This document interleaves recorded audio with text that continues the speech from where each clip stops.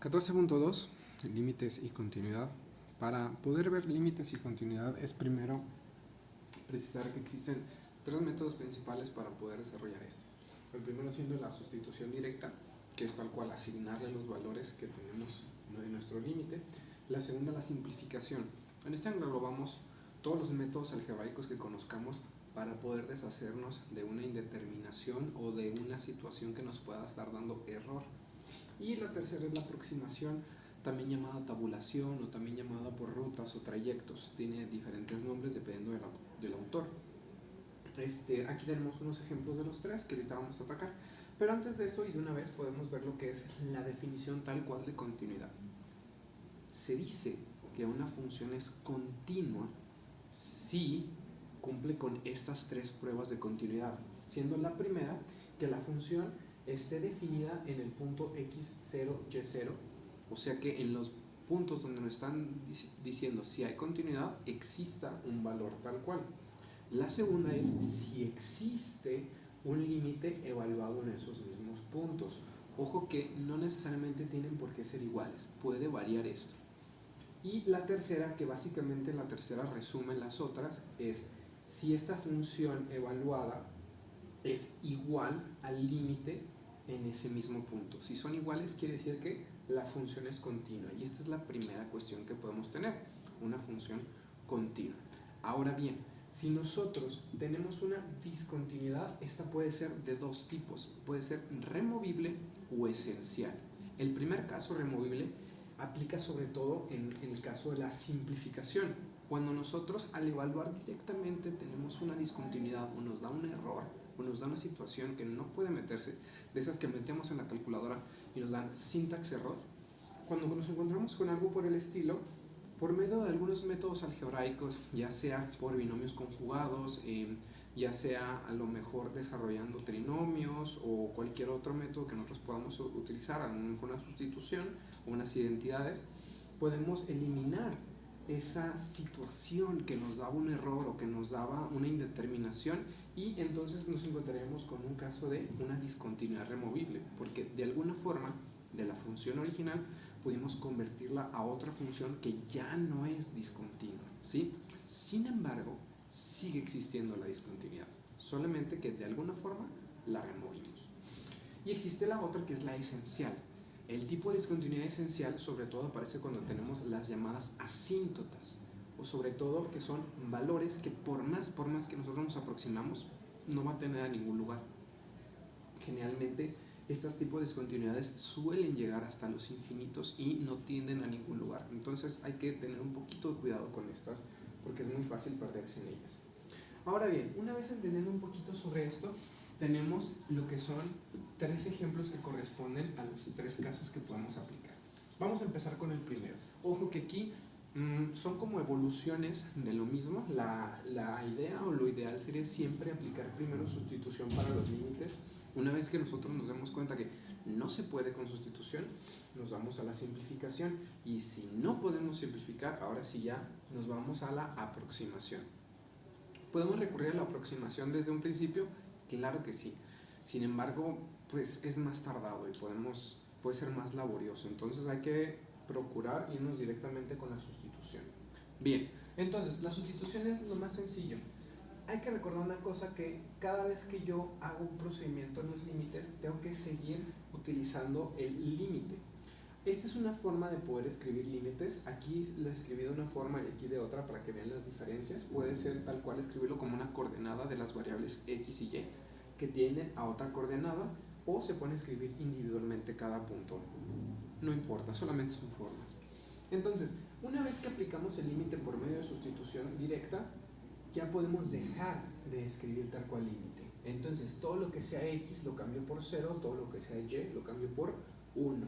Vamos a empezar. Entonces aquí tengo 0 porque es x menos 0 que multiplica a 1 más 3 sobre 0 al cuadrado por 1 más 5 por 0 por 1 menos 1 elevado al cubo. Aquí pasan cosas interesantes, ¿no? En este caso que se facilita demasiado, todo lo que tenga 0 multiplicando se elimina. Aquí tenemos un 0, pues va a ser 0, 0 por cualquier cosa es 0, 0 al cuadrado por cualquier cosa también es 0, y 0 por multiplicado por cualquier cosa también es 0. Aquí hay que ser muy cuidadosos, ¿no? El signo negativo está fuera del cubo, entonces este signo negativo no se va a elevar, que igual es un cubo y no nos afecta. Sin embargo, si fuera un cuadrado, podríamos tener como problemas, ¿no? Y aquí simplemente nos queda como menos 3 y ese es el límite, ¿ok?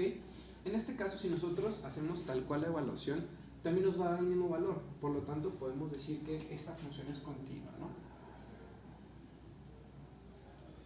Entonces es muy útil. Bien, vamos con la segunda. Como dijimos, nosotros podemos hacer la evaluación directa y tendremos aquí 2 al cuadrado, digo 0 al cuadrado menos 0 por 0 sobre la raíz de 0 menos la raíz de 0.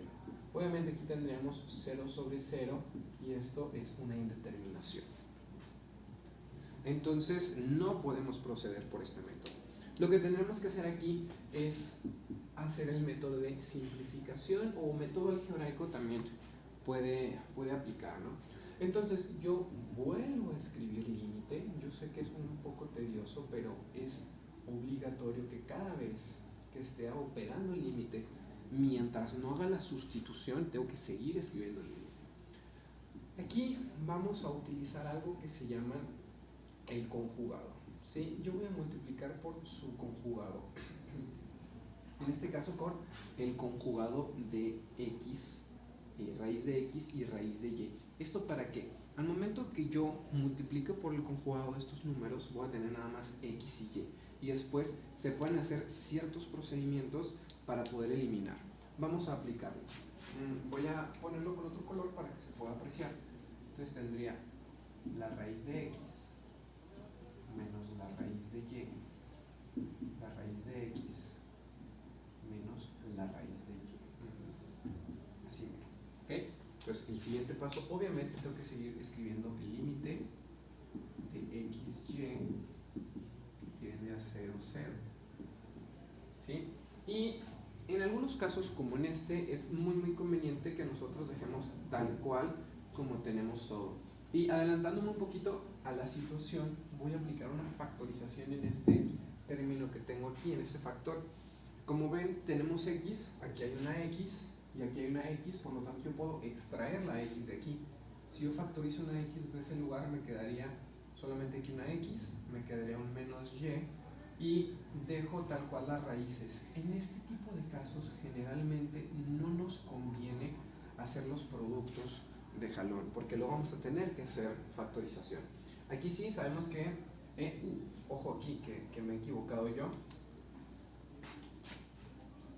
Aquí es el conjugado, ¿no? El conjugado tiene que ser contrario. Si este es negativo, el otro tiene que ser positivo y viceversa. Qué bueno que lo alcanzamos a ver a tiempo.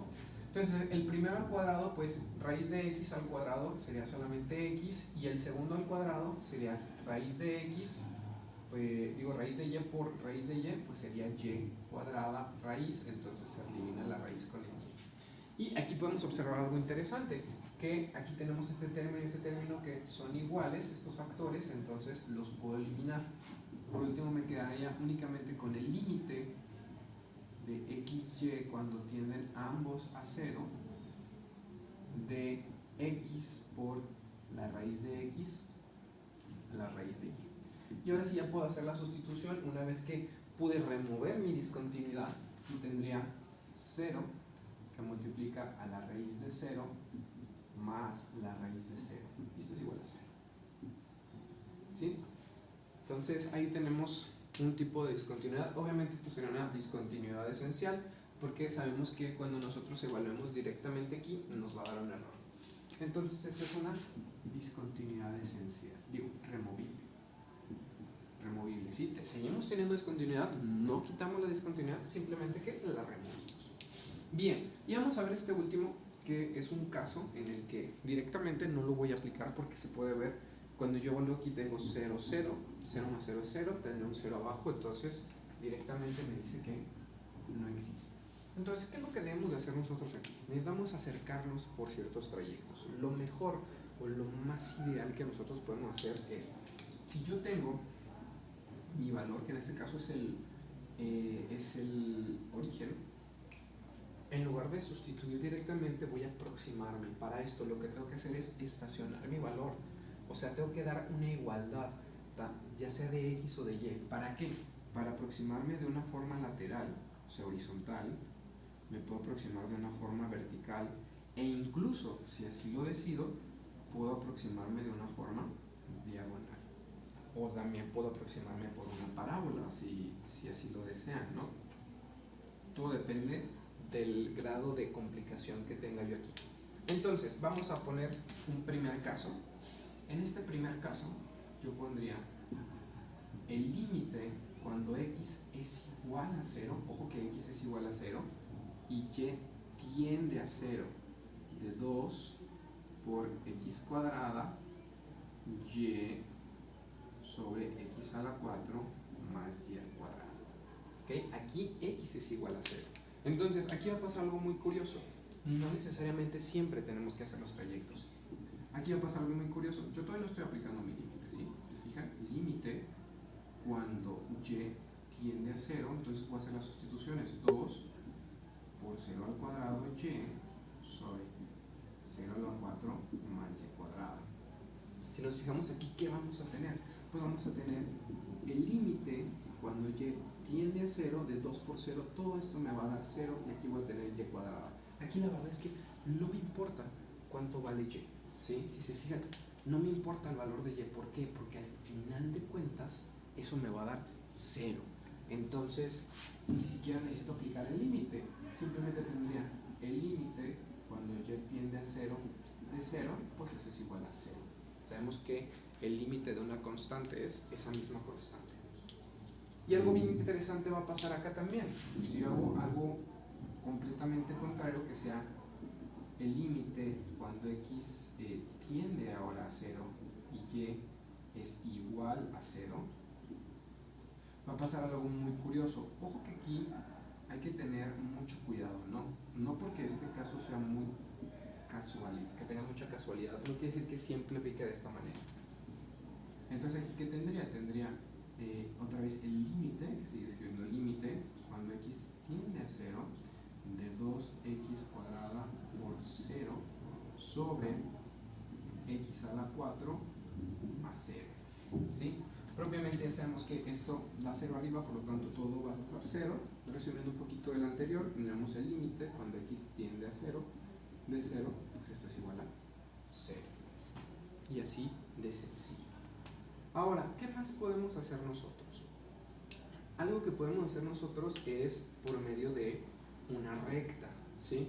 Una recta muy sencilla, obviamente sería la recta x igual a y, ¿no? Pero si nosotros hacemos la x igual a y, podemos caer en alguna cuestión que nos siga dando indeterminación, porque al final de cuentas, si yo digo que x es igual a y, al final de cuentas tendría aquí y me daría un 0. Entonces, para algo más sencillo, nosotros podríamos poner que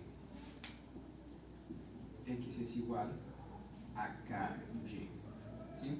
Esto dependiendo del valor de k, o sea, porque no necesariamente k va a tener un valor específico, k puede ser completamente variable. Entonces todo depende del valor que yo le esté asignando a mi k, y eso me va a hacer modificaciones completamente, ¿sí? Entonces todo depende. Al final de cuentas, esto me va a quedar en función de una k, y dependiendo del valor que yo le dé a mi k, puede ser que me siga dando 0 o que ya no me dé 0, y esto podría tener ciertas modificaciones a futuro, ¿sí? También, bueno, mejor para hacer otra función un poquito más interesante, que podría ser y es igual a k por x al cuadrado, mejor, porque si nos damos cuenta, aquí tengo una x cuadrada, a cuarta, aquí tengo x cuadrada y aquí tengo x cuadrada. Al momento que yo aplico esto, vamos a ponerlo en su límite, ¿no? Límite cuando y es igual a k x cuadrada y y tiende a 0, perdón, x tiende a 0, de 2x cuadrada y sobre x a la 4 más y cuadrada. Sí, aquí lo que estoy haciendo es tal cual una parábola, ¿no? Entonces vamos a proceder con esto. Yo tendría entonces el límite cuando y tiende a 0. Ahora, Si yo sustituyo, perdón, cuando x tiende a 0, si yo sustituyo estas y, tendré entonces 2 por x cuadrada por kx cuadrada sobre x a la 4 más kx cuadrada al cuadrado. ¿Va? Entonces, ¿qué pasaría aquí? Haciendo un poquito de simplificación, podemos ver que yo tendría el límite cuando x tiende a 0 de 2k x cuadrada por x cuadrada tendría x a la 4 sobre x a la 4 más k cuadrada por x a la 4. Si se fijan, tenemos x a la 4, x a la 4 y x a la 4, por lo que yo podría eliminar tal cual mi x a la 4 y me quedaría con el límite cuando x tiende a 0 de 2k sobre 1 más k cuadrada. Y al momento de k ser una constante, pues automáticamente eliminaría esto, ¿no? Entonces al final de cuentas tendría 2k sobre 1 más k cuadrada, ¿va? Y así básicamente podría ser una aproximación. Ahora lo único que tenemos que hacer es darle valores de k aleatorios dependiendo de la inclinación que queramos de nuestra pendiente, bueno, más bien de nuestra curva, que en este caso lo hicimos. Cabe recalcar que no necesariamente estos van a tener solución. De hecho, lo más probable es que estos no vayan a tener solución o vaya a ser una discontinuidad esencial, ¿sí? Que al final de cuentas no va a haber forma en que encontremos una discontinuidad. Y bueno, así sencillo son los límites y la continuidad en varias variables. En realidad, si ya tienes un poco de conocimiento sobre límites en una sola variable, no hay mucha diferencia, solamente en el tema de aproximaciones, y aquí pues que tienes que estarte cuidando un poquito de más cosas de indeterminación, y eso sería todo.